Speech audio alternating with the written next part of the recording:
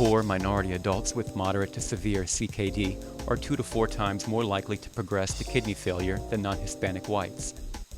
These are the findings from a study published online in the Clinical Journal of the American Society of Nephrology. In this episode of ASN Kidney News Podcast, Paul Smedberg, ASN Director of Policy and Public Affairs, interviews study author Yoshio Hall, MD, of the Kidney Research Institute at the University of Washington about his study. Dr. Hall, I'm curious why you and your co-authors decided to target the urban poor population for the study. Well, all of us have worked in or trained in a safety net setting, safety net healthcare setting, and one thing that's fairly clear to most of us is that the population that's served by the safety net is very different from that nationally. Patients tend to forego preventative care and present much later in the course of their disease. We were actually interested in examining or assessing the burden of kidney disease in the context of the safety net, and that's really where the study started. Do you yourself have experience working in the sort of healthcare safety net environment? Yes, throughout medical school, internship, residency, fellowship, and my first faculty appointment was actually at the San Francisco General Hospital. I would consider myself fairly fortunate in having a relatively long tenure in the safety net. And I was sort of curious when I was reading a summary of your study. You focused on younger minority adults. And describe younger for us. What's the age span there? Most safety net facilities provide care to individuals who otherwise cannot afford medical care or who are really not eligible for health insurance. And so it tends to be a younger population in general because after the enactment of Medicare, most individuals 65 and over will have access to federal insurance. And so in general, populations seeking medical care in the safety net tend to be younger. So you went back to your old stomping ground, so to speak, San Francisco, to look at what seems to be a large number of adults for the study. I think it was over 15,000. Is that correct? That's correct. Yeah, so that's quite a large population to follow. And I was curious, you had a period of time, 12 months to 9.5 years approximately, yes, that you followed these people. What accounted for such a wide spread of time there? Sure. Well, one of the reasons why we chose San Francisco was because, obviously, our experience there. In addition, the safety net facilities there are quite formally organized, and one of the key aspects was the availability of electronic health records, and they dated back to 1996. And so we were able to basically search the electronic health records from 1996 all the way up to 2005. And so patients are entering really the cohort, if you will, at different points in time. And so some patients who entered very early, for example, in 1996, 1997, had much longer follow-up than those individuals entering sort of the cohort later, 2004, 2005. And that's really what accounted for the variance in the follow-up period.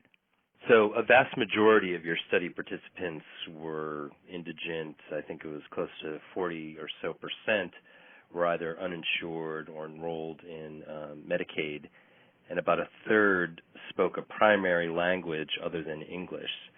So here you would have a more vulnerable population set.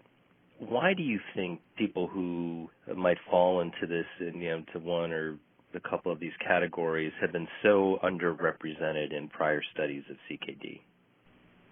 Well, I think one of the major reasons is because they're incredibly difficult to track. We don't have, for example, a national tracking system for care provided to the uninsured. Unlike end-stage renal disease, where here in the United States we have the United States Renal Data System, one of the model registries worldwide, we do not have a chronic kidney disease registry.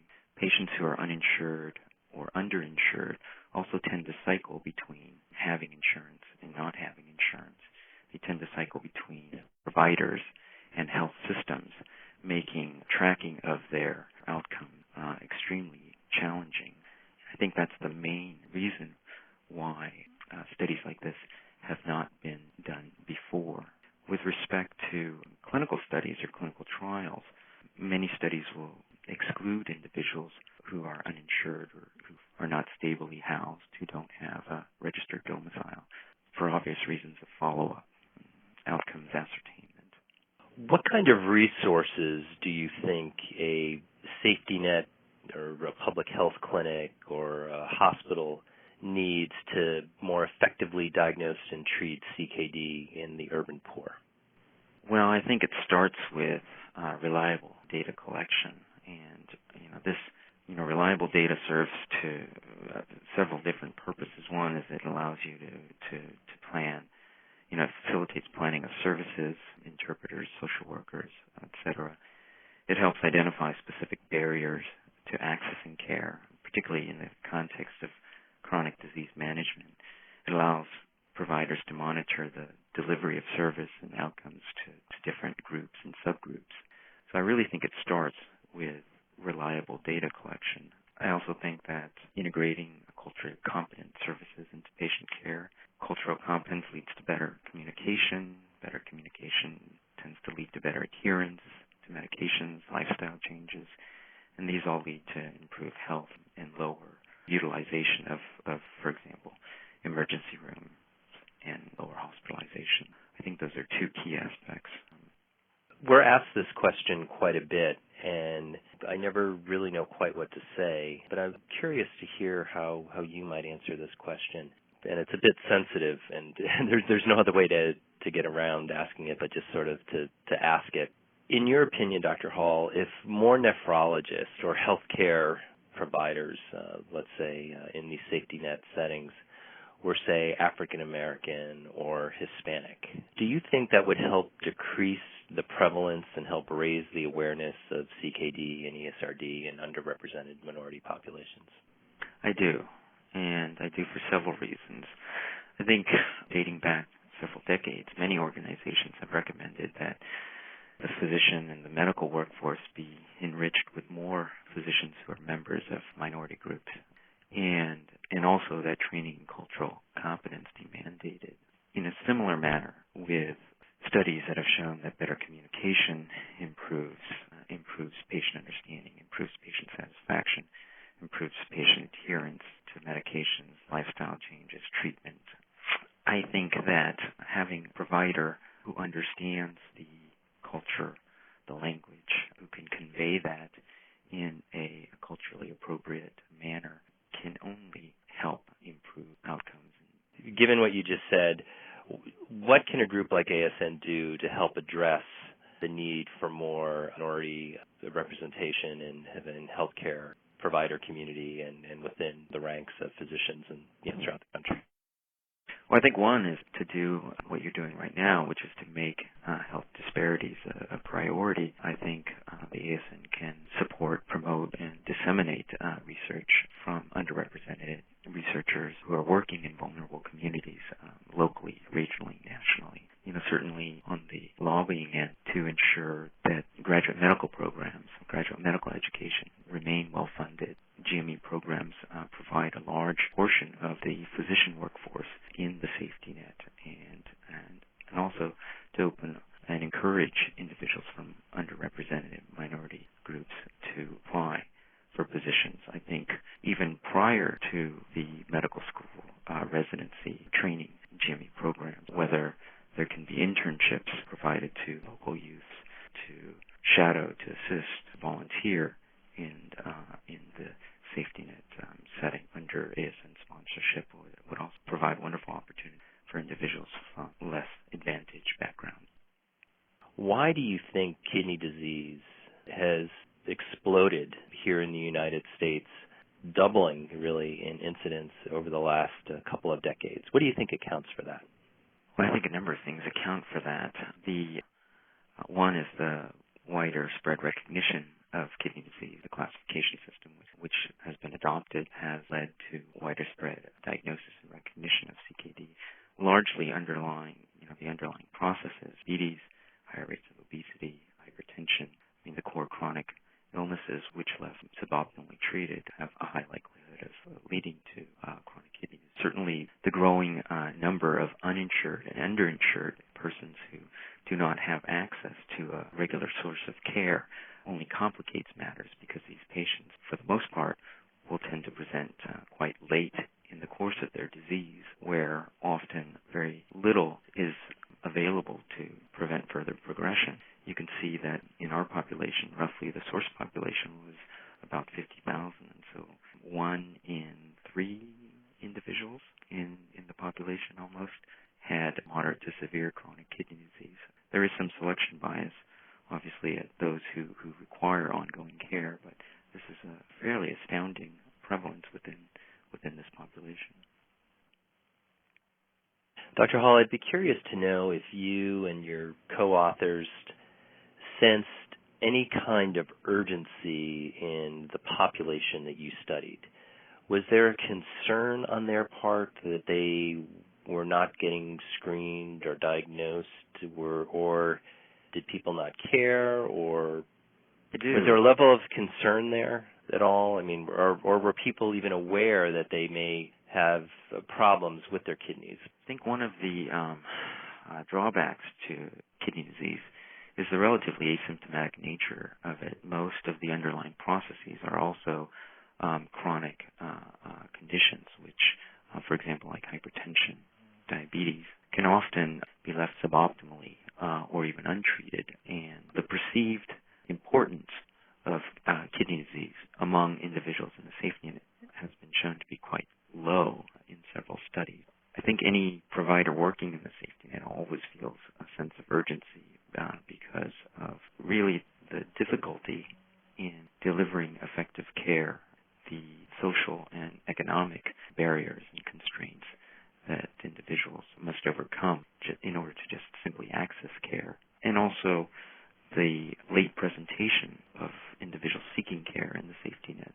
We see some of the most severe cases of any disease process there, largely because of lack of access to usual source of care.